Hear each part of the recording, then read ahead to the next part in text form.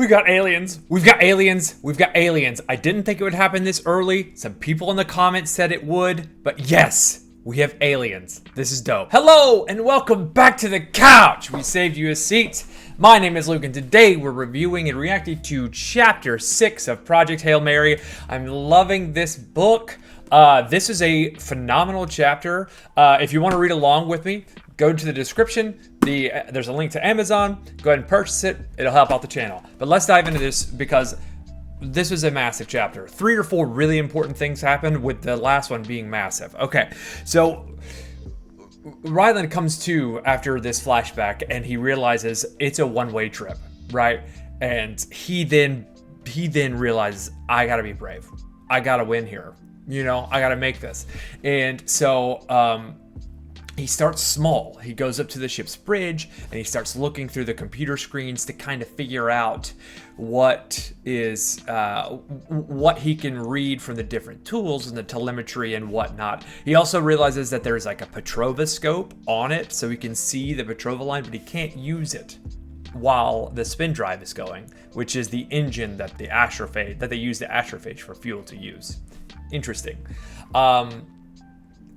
And there's a reason, and he finds out later. I should have picked up on it sooner, and the fact that I didn't is, I feel kind of dumb. But nevertheless, next he checks the navigation screen and the trajectory, and he sees how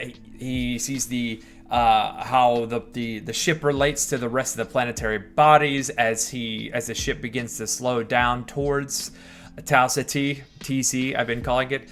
And Ryland begins to find out that it takes about 13 years for light to travel from Tau Ceti to Earth. So he's been on the ship for about 14 years because he's moving at near the speed of light while they're in transit. But then he questions how much time has passed for him because of relativity. And time is weird, and he doesn't even really know. But either way, he knows that if they were to return these little ships, the Beetles, it would take like 24, 25, 26 years from the point that they launched. So he doesn't even know how much time has passed. He knows about 13 years has passed, 14 years, but he doesn't really know the state of anything back home. He is just stuck on the ship alone without his crew, and during the chapter he has a couple of moments where he breaks into crying. He really loved this crew, and I hate that we don't know about this yet, and I love that they're foreshadowing these relationships that he's built over the time while he was training to go on this mission.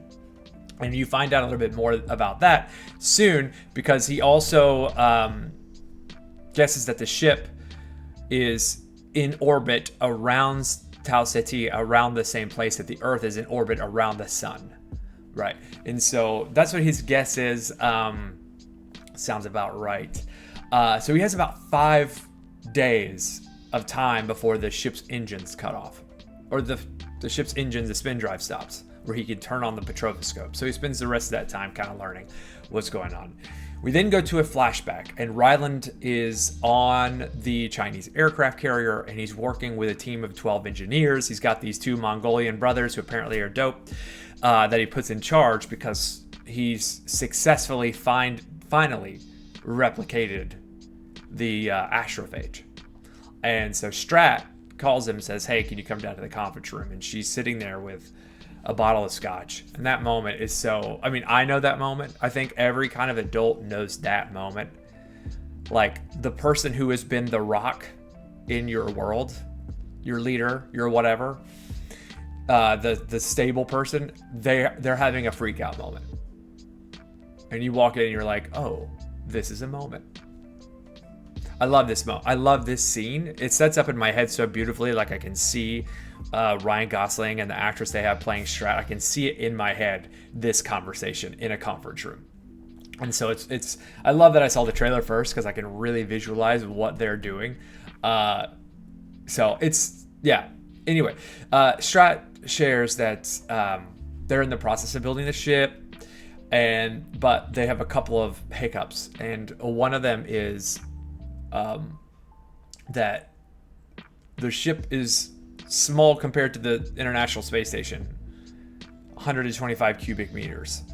But large for 3 people. That's large for a regular ship. And so she shares that they're going to have 3 people. But then she shares with them these 2 problems. One is that this journey will take many years. And so we're going to have 3 people who are living together, cohabitating in this small confined space for 3 years. And that during Russian missions in the 70s talking about going to Mars, they found that psychiatrists found that the astronauts would physically fight each other, and also psychiatrists would determine that, like, because it's a one-way trip, suicide is a prevalent thing. I mean, they would develop depression because they're traveling to their own like they would know, this is the end for me, right? And so that, like, got me a little bit, to be honest with you. That got me a little bit. And so she's like, we can't subject these people to this. There is, however, we can put them in medically induced comas. However, there's a catch. It's either lethal, through some study they found from some other group. It's either lethal, or they come out and their brain is completely mush. Now, she does say that there is a select group of people, 1 in every 7,000, that have a coma-resistant strain in their body. And so that when they come out of the coma, they're completely fine. But one of the problems is everyone else who's worked on this project in the flashbacks are the top of the top of the top of the top. But 1 in 7,000 isn't good enough. So you're not getting the best candidates. Also, it's not just 3. They have to have a backup crew too. So it's 1 in 7,000, a crew of 3, a crew of 3. So the issue is, while she's sitting there sipping on her scotch, is, do we send up 3 people and make them cohabitate with each other and hope, the Earth is dependent on this, hope they don't either kill themselves or each other? Or do we create state-of-the-art technology with a computer that will make sure bed sores don't happen and make sure food is being IV'd and intravenously given to these people and has arms and does the thing? Do we develop this technology that's never been used before and then send up less qualified candidates, possibly, to do this and put them in comas and hope they come to? And Ryland, who is he acts as the heart of this conversation, which is cool. I like that she's sturdy in the rock, and he's like, well, science says we should send up the coma patients. Morally, you can't. You gotta send the coma patients and just hope that the computer system works right. And Strat agrees, and then she says, all right, you can go. And so we're not quite to the point yet where Ryland gets selected to go, right? But it's coming. It's coming real soon. And it's that's going to be a weird conversation, right? As we go back to the present, or the present timeline in terms of the ship for Ryland, here's where it gets juicy. Here's where it gets juicy. Okay? So it's now moments before the engine's cut off. And Ryland has found that, every book that's ever been written ever is in the computer that he can read and study up on and do research with, which is kind of cool. But the engine's about to cut off. And he knows that he's going to have 0G. And Ryland starts to freak out a little bit. And then the 0G happens and he really freaks out a little bit. So much so that he gets sick in the ship. But then he realizes, he's like, I can't get sick. It'll just be floating around everywhere. It's gonna be gross. And so he vomits in his own suit, and is having this massive panic attack and freaking out. And so he finally makes his way back to the dormitory in the suit. It's disgusting. And he takes off the suit and he changes into he uses a sponge bath and cleans himself up and puts on another suit.